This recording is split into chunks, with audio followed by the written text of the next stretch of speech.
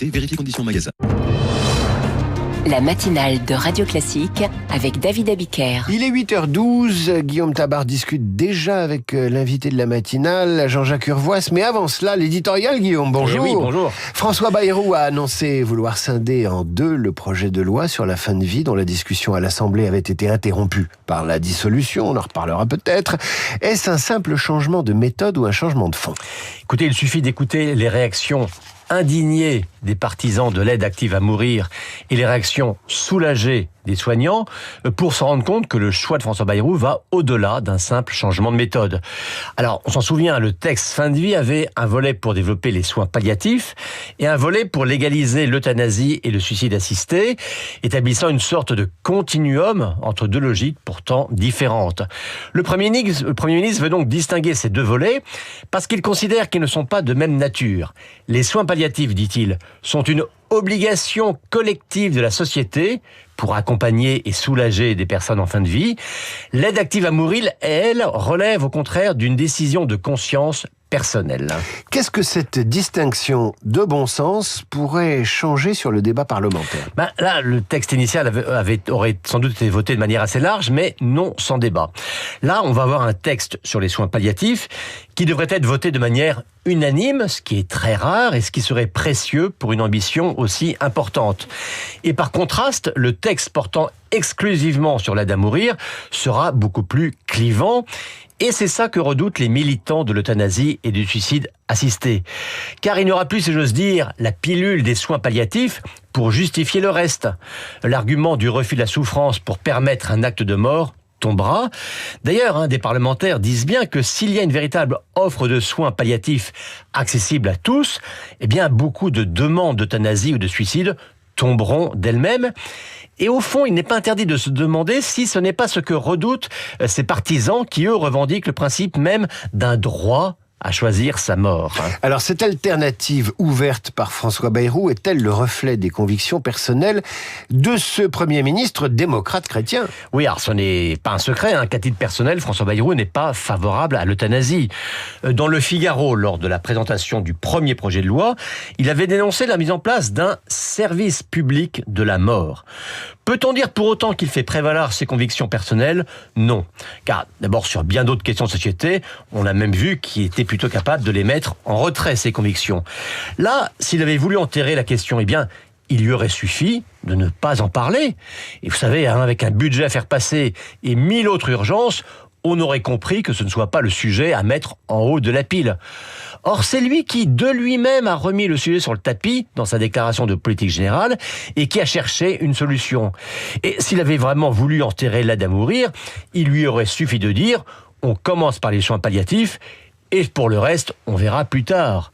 Or, la porte-parole du gouvernement a précisé hier que les deux textes seraient discutés conjointement. Finalement, on retrouve bien là la méthode Bayrou, déminer et embrouiller à la fois. L'éditorial de Guillaume Tabar qui lui clarifie et explique à la fois, que vous retrouvez sur votre application Radio Classique en vidéo sur Le Figaro et sur la chaîne YouTube de Radio Classique. Cher Guillaume, à demain. À demain. Et maintenant l'invité de la matinale. Alors que depuis des mois, la France est enlisée dans une crise politique inédite, notre invité publie un anti-manuel de droit constitutionnel aux éditions Odile Jacob. Ancien garde des Sceaux, il est professeur des universités en droit public.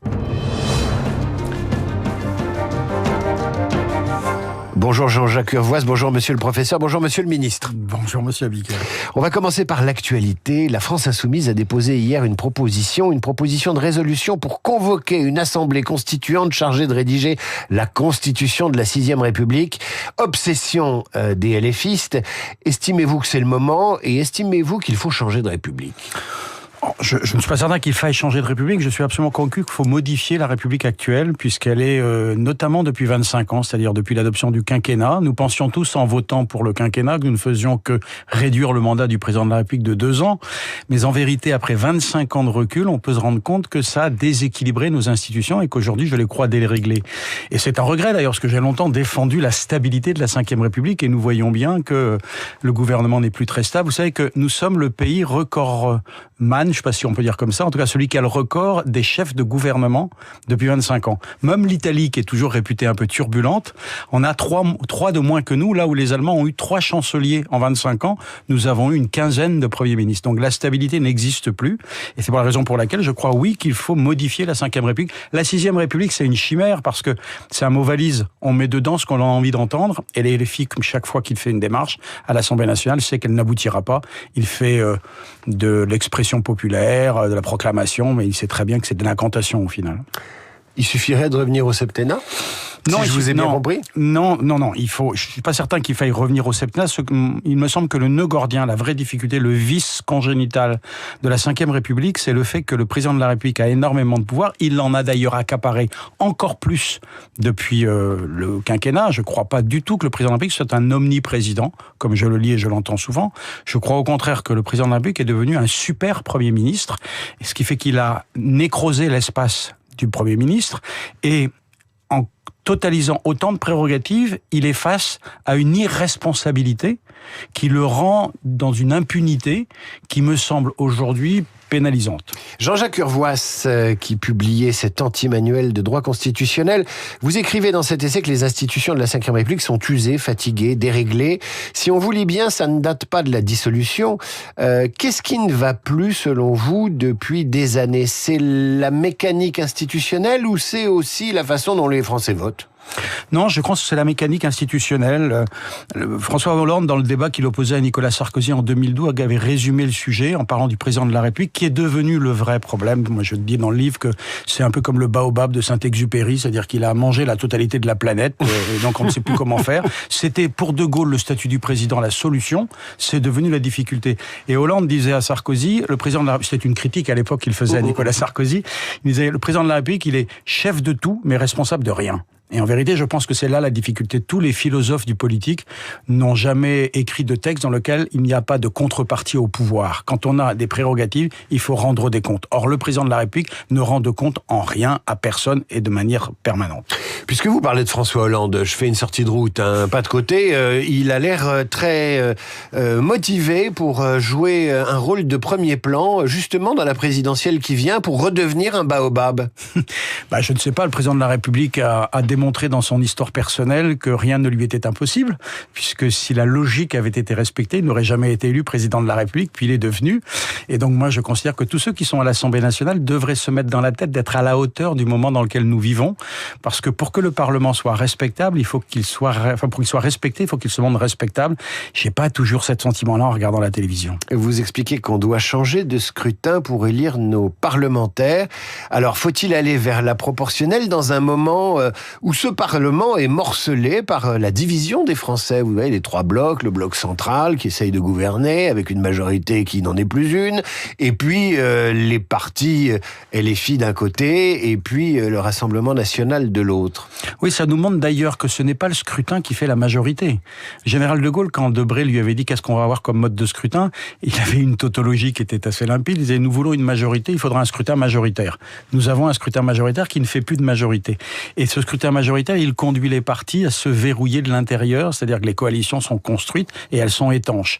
Je pense que nous sommes dans un moment où il faut redistribuer les cartes du jeu, il faut le ventiler. Et donc pour une fois, comme en 1986, François Mitterrand, pour des raisons qui sont très tactiques, avait changé le mode de scrutin, et Jacques Chirac qui était revenu tout de suite après avoir été élu. Je pense qu'il faut procéder de la même manière. Il faut permettre que la prochaine législative soit avec une proportionnelle pour que les Français reprennent la main et redisent l'ordre de priorité, et qu'ensuite on revienne à un scrutin majoritaire. Ah, donc ça fait quand même pas mal de coups d'accordéon, là. Bien sûr, mais je pense que la période le nécessite, sinon on va vers un chaos absolu. Et pour moi, le chaos, j'essaie de le décrire dans un chapitre du livre, c'est une élection de Marine Le Pen en 2027, avec une légitimité forte, qui se met à changer la Constitution à coup de article 11, c'est-à-dire en violant la Constitution, et plongeant le pays 5 semaines après dans un chaos institutionnel. Puisque vous parlez de la Constitution et d'un possible viol de cette Constitution, une question d'ordre immédiat. Le Conseil constitutionnel s'apprête à dire au revoir à Laurent Fabius et inversement. Quel est l'enjeu en ces temps politiques, vous l'avez dit, incertain? Quel est l'enjeu de la nomination prochaine du président du Conseil constitutionnel? La légitimité du juge de l'élection de demain. Il faut que les personnalités qui vont être nommées au Conseil constitutionnel fassent consensus. Toute personnalité proposée, notamment par le président de la République, qui aurait une dimension d'esprit partisan, me semble d'abord sera rejetée par les parlementaires qui ont la possibilité d'un veto, puisque les 2 commissions des lois peuvent voter au 3/5 contre la nomination. Et donc je pense qu'il faut se trouver des personnalités qui sont consensuelles, des magistrats judiciaires, des universitaires, absolument pas des politiques, parce que demain, le Conseil constitutionnel aura à garantir la sincérité du scrutin de la présidentielle et surtout de s'assurer que la pratique gouvernementale est conforme aux institutions. Est-ce que le président doit continuer d'être élu au suffrage universel? C'est ça qui en fait un baobab avec le droit de dissolution. Alors c'est en partie ça. Moi je suis de ceux qui pensent que ce n'est pas le suffrage universel qui a donné l'autorité au président de la République. Je pense que c'est l'autorité de Gaulle qui a permis de faire passer le suffrage universel. Le Portugal a un président de la République élu au suffrage universel et il n'est pas le baobab que nous dénonçons. Si Lionel Jospin, j'ai lu un texte de mon ami Dominique Rousseau l'autre jour dans Le Monde qui disait si Jospin ne s'était pas présenté à la présidentielle de 2002 et s'il avait dit je souhaite continuer à être Premier ministre, on aurait dévitalisé l'élection présidentielle. Je suis pas certain qu'il faille changer le mode de scrutin du président. Je suis convaincu qu'il faut créer des mécanismes de contre-pouvoir au président de la République. Tout cela, ça se passe dans une société française morcelée, fracturée, pleine de souffrances dans certains domaines et sur certains territoires. Puisque vous êtes professeur de droit, je voudrais vous parler de la force de la loi aujourd'hui, de sa légitimité. Avez-vous le sentiment aujourd'hui que la loi est respectée en France, que les citoyens considèrent qu'elle est sacrée? Vous m'avez dit qu'il faut 8 heures pour répondre à cette question. Oui, c'est le genre de sujet que je donne à mes étudiants en dissertation. C'est pas de moi, mais trop de loi tue la loi. À compter du moment où, depuis 1934, un futur garde des Sceaux, d'ailleurs René Capitan, professeur de droit, a dit « Gouverner, c'est légiférer ». On a résumé l'action de gouverner à faire des lois. Et comme on en fait beaucoup, les Français n'y attachent qu'une importance très lointaine. Comme disait le Conseil d'État, quand la loi bavarde, le citoyen ne l'écoute que d'une oreille distraite. Donc pour arriver à la sacralité de la loi, il faudrait sans doute en faire moins et puis s'assurer que celles qui sont votées sont appliquées. J'ai oublié de vous demander si vous verriez, vous, président du Conseil constitutionnel. Ça vous fait rire, mais c'est quand même un rêve de prof de droit, non? Alors, je vais faire une confidence. Quand j'étais président de la Commission des lois à l'Assemblée nationale, j'avais été rencontrer le président du Conseil constitutionnel, qui était Jean-Louis Debré. Nous avions eu une discussion intéressante, parce qu'il était à peu près d'accord avec tout ce dont je n'étais pas d'accord. Par exemple, il était contre le cumul des mandats, enfin, il était pour le cumul des mandats, j'étais contre. Et j'ai lu dans ses mémoires par la suite que quand il était sorti de notre entretien, il avait dit, voilà encore un universitaire qui espère être à ma place. Et donc, en vérité, j'adorerais évidemment être au Conseil constitutionnel, comme tous les universitaires, mais pour les raisons que je viens de vous indiquer, c'est-à-dire que tous ceux qui ont un passé politique ne devraient pas rentrer au Conseil constitutionnel, ça m'interdit de postuler. Alors, vous n'êtes pas spécialiste des États-Unis, encore que j'ai pas lu tout ce que vous avez écrit, mais quand vous voyez... Non, je confirme, je suis pas spécialiste des États-Unis. Tout de même, quand vous voyez Donald Trump signer des décrets dans une salle devenue une salle de spectacle, remettre en question en une signature le droit du sol, quitte à subir de nombreux recours de la part de certains États, de certaines associations, de certains avocats, qu'est-ce que ça inspire aux professeurs de droit que vous êtes ? Ça m'inspire deux commentaires. D'abord, c'est vertigineux d'imaginer qu'un homme seul a autant de pouvoir, et c'est vrai que Donald Trump est le président des États-Unis qui est le mieux doté. Il a le Congrès pour lui, il a une majorité de la Cour suprême qui le soutient, il a des États américains qui sont derrière lui, et donc la seule volonté d'un homme peut faire plier des textes qui sont parfois très anciens et qui ont démontré leur efficacité. Donc c'est vertigineux, voilà pourquoi je plaide moi pour des contre-pouvoirs. Regardez dans un autre pays, la Corée du Sud, dans lequel le président de la République a tenté un putsch, il a été bloqué. Il a été bloqué pourquoi ? Parce que le Parlement avait dans la Constitution les moyens de s'y opposer. Or, en France, si le président de la République utilise l'article 16, celui des pleins pouvoirs, le Parlement ne peut pas s'y opposer. Ça, c'est le premier élément. Le deuxième élément, c'est au fait aussi que les États-Unis n'ont pas la révérence à la loi dont nous parlions à l'instant. Nous, dans la Déclaration des droits de l'homme et du citoyen, il est écrit que la loi est l'expression de la volonté générale. C'est pas le cas en Amérique. En Amérique, la loi est une norme comme une autre, donc après tout, elle peut être traitée de manière assez banale, mais c'est pour le coup, c'est pas la culture française. Jean-Jacques Urvoas, une dernière question. Est-ce que vous avez le sentiment, en regardant le monde tel qu'il va, et il va pas si bien, il faut le dire, que l'état de droit est menacé ? Je crois qu'il y a un vent mauvais qui souffle en Europe, dans lequel effectivement les colonnes de notre temple sont secouées. La raison pour laquelle l'un de ses gardiens en France, qui est le Conseil constitutionnel, ne doit pas être critiqué. Je peux être critique sur les décisions du Conseil constitutionnel, mais quand j'entends des personnalités aussi respectables et intelligentes que le ministre de l'Intérieur, Bruno Retailleau, ou Laurent Wauquiez critiquaient le Conseil constitutionnel, parfois critiquaient même les cours suprêmes, c'est-à-dire le Conseil d'État, la Cour de cassation, je crois qu'ils ne travaillent pas pour le bien-être de l'avenir, parce que demain, un bonapartiste ou un populiste qui deviendrait président de la République n'aurait qu'à exciper des critiques de Laurent Wauquiez et de Bruno Retailleau pour dénigrer le Conseil constitutionnel en disant c'est pas moi qui l'ai dit, c'est Bruno Retailleau. Et donc, comme disait l'un de mes maîtres, Guy Carcassonne, qui était professeur de droit et éminent constitutionnaliste, on peut partager un désaccord avec le Conseil, mais le critiquer contribue à nuire à l'intérêt. Le gouvernement des juges, ça n'existe donc pas. Non, je ne crois pas que le gouvernement des juges, ça n'existe pas. Enfin, je pense que ça n'existe pas, tout simplement parce que le juge n'a pas le dernier mot. Le gouvernement des juges, en matière constitutionnelle, cela veut dire que c'est le Conseil qui décide. Mais Édouard Balladur a montré en 1993 qu'après une décision qu'il avait courroucée sur déjà la question de l'asile, il avait changé la Constitution, le dernier mot étant à l'Assemblée nationale et au Sénat. La pratique référendaire que le président de la République a évoquée, je crois, au moment de ses vœux, tout récemment, est-elle une bonne façon de rénover à la fois la pratique démocratique républicaine en France dans les jours ou les semaines ou les mois qui viennent? Je crois que oui, parce que il est prévu dans la Constitution que l'on marche sur deux jambes. On peut faire la loi par le Parlement, ça s'appelle la souveraineté nationale, et on peut faire la loi par le peuple, ça s'appelle la souveraineté populaire. Une démocratie qui aurait peur du peuple serait une curieuse démocratie. Jean-Jacques Urvoas, merci d'avoir été avec nous ce matin. Anti-manuel de droit constitutionnel, c'est l'essai que vous venez de signer chez Odile Jacob. À bientôt, monsieur le professeur, monsieur le ministre. À suivre le rappel des titres, la revue de presse d'Augustin Lefebvre et notre esprit libre du jeudi, François-Olivier Gisbert.